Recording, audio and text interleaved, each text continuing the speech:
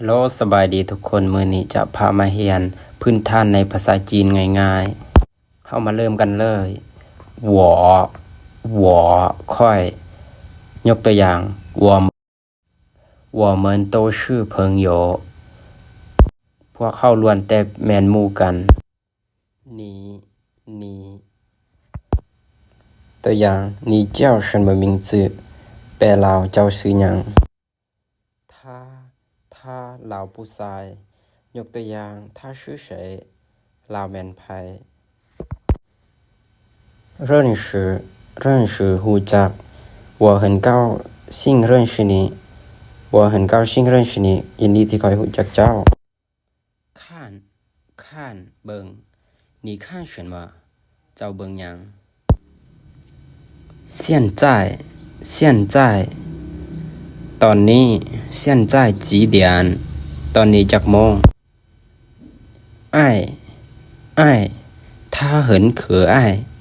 他很可爱ลาวผู้หญิงใส่กับลาวผู้หญิงน่ารักหลายมา我来了ค่อยมาแล้ว下雨今天下雨มื้อนี้ฝนตก很你很棒เจ้าเก่งหลาย不要บ่เอา不要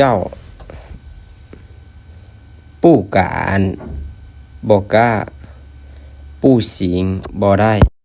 不好吧บ่ดีนะ不停บ่หยุด不一定บ่แน่นอน不客气บ่ต้องเกรงใจ